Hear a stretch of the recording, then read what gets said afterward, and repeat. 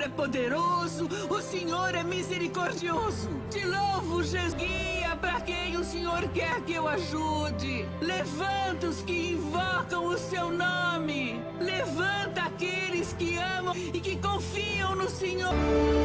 Precisamos de um exército de fiéis, Senhor. E guarda...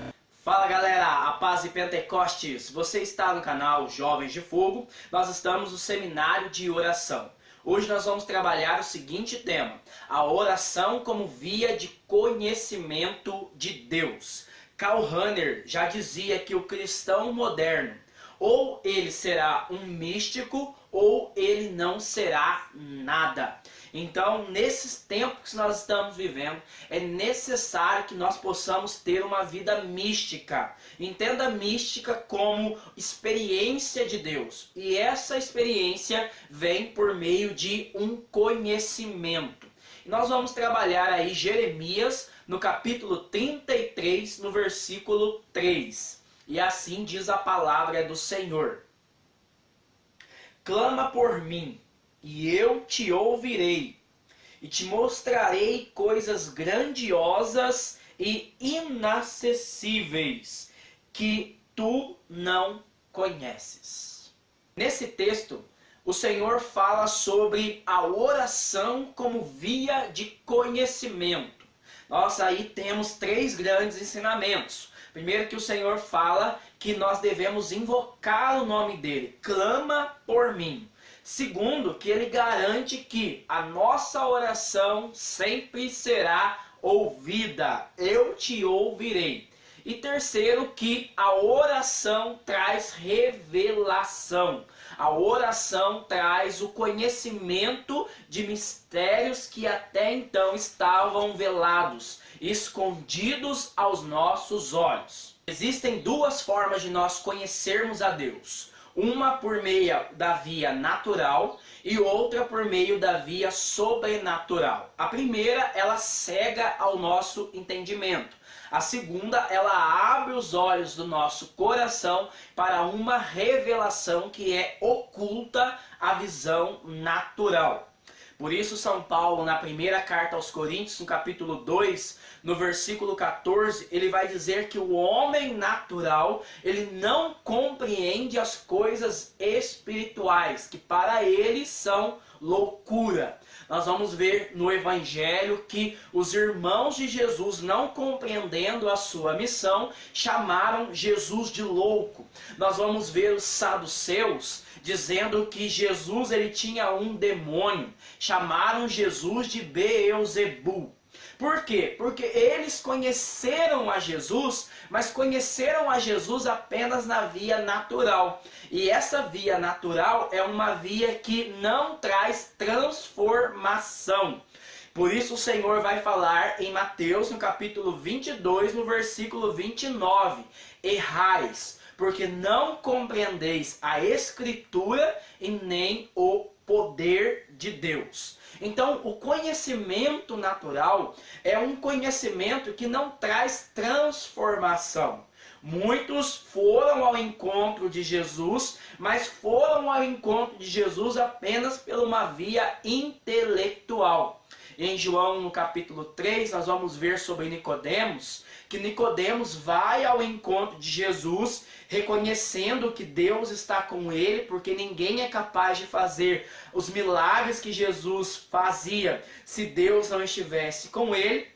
Mas o Senhor vai falar para Nicodemos, em verdade, eu te digo, se não nasceres do alto, não poderás compreender o reino de Deus. Pois o que nasceu da carne é carne, o que nasceu do Espírito é Espírito. O que Jesus estava falando? Jesus estava falando que o conhecimento que nós temos que ter da pessoa dele é um conhecimento não natural, mas é um conhecimento sobrenatural, que vem por meio da revelação do Espírito Santo. Esse conhecimento que vem por meio da revelação do Espírito Santo é um conhecimento que traz transformação espiritual. No grego, existem duas maneiras de nós compreendermos a palavra conhecer. conhecer de uma forma natural, adquirindo sabedoria sobre um determinado assunto, e também existe uma segunda forma de conhecer, que é o conhecer experiencial.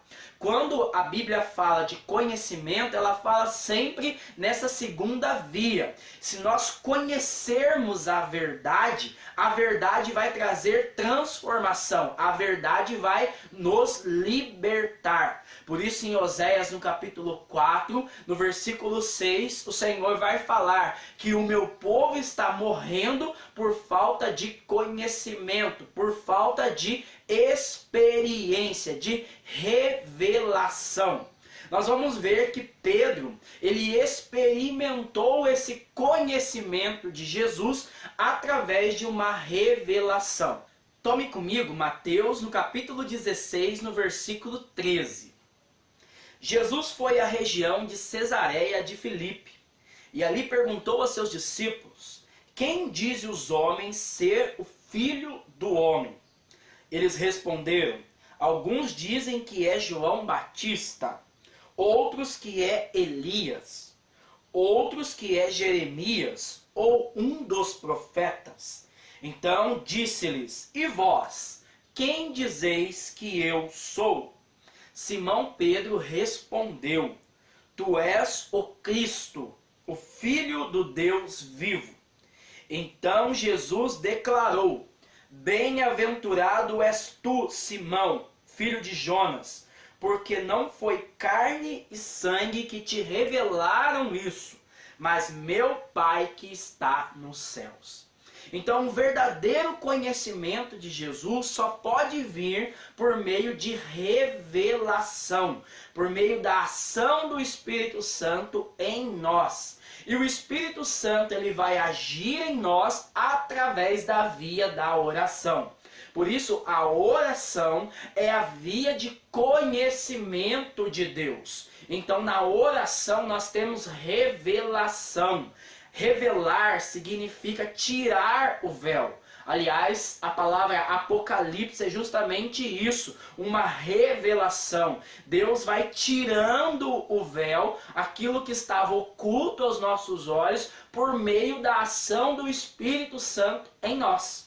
Então, na oração, nós vamos fazendo essa experiência mística, verdadeiro conhecimento de Deus. E essa via de conhecimento de Deus, através da ação do Espírito Santo, ela acontece de 3 maneiras.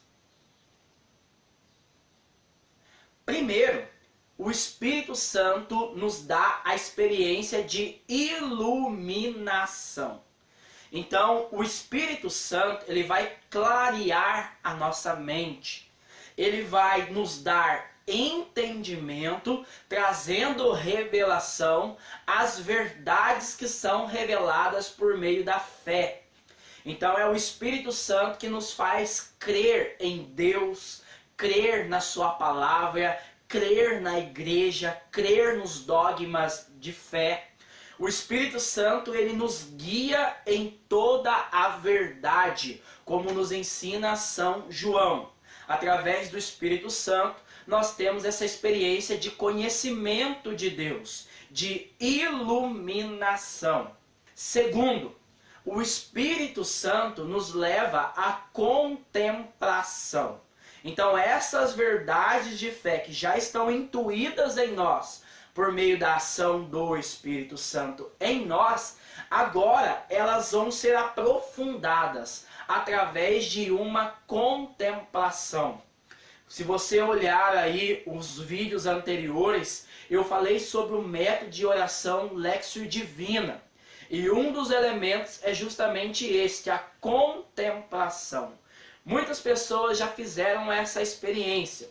De repente você está lendo um texto bíblico e parece que este texto salta aos teus olhos.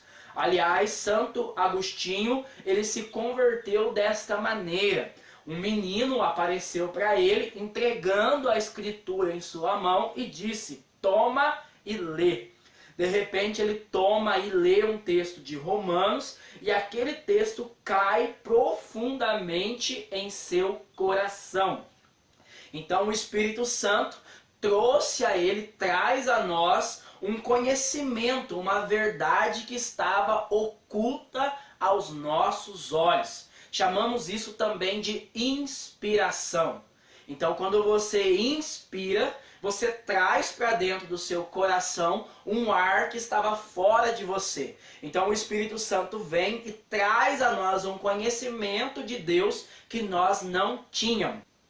E uma terceira via é a unção. O que é a unção? A unção é a capacitação. Então, na oração, Deus nos unge, Ele nos capacita. Em Lucas 4:18, o Senhor Jesus ele vai falar: o Espírito do Senhor está sobre mim e Ele me ungiu. Então, ele vai tomar a profecia de Isaías 61 através da iluminação e da contemplação e ele vai se apropriar daquela palavra. O Espírito me ungiu para. Então, é nesse momento que o Espírito Santo nos transforma. Então, o Espírito Santo ele vai nos capacitar. E ele nos capacita agindo em nós e através de nós. Então ele age em nós através dos frutos, que você pode ver em Gálatas no capítulo 5, 22 e 23, e também através dos carismas. Ele nos dá o dom da ciência, ele nos dá palavras de sabedoria, então ele vai nos capacitando, gerando em nós transformação. Então nós nos apropriamos da graça que é revelada em nosso coração. Se você quer crescer verdadeiramente no conhecimento de Deus, é necessário que você se lance nessa via, a oração. Como diz Oséias no capítulo 6, no versículo 3, o importante é conhecer o Senhor e progredir no conhecimento do Senhor. E de glória em glória nós somos transformados pelo poder do Espírito Santo. Pegue esse texto para fazer a sua oração pessoal. Jeremias capítulo 33, no versículo 3. Clama por mim e eu te ouvirei e te revelarei coisas inacessíveis que tu não conheces. Se você não é inscrito no canal, se inscreva no canal, dá um like aí, compartilhe esse vídeo para que mais pessoas possam crescer na vida de oração. A oração não é tudo, é só 100%. Deus abençoe você, a paz e Pentecostes. Fogo!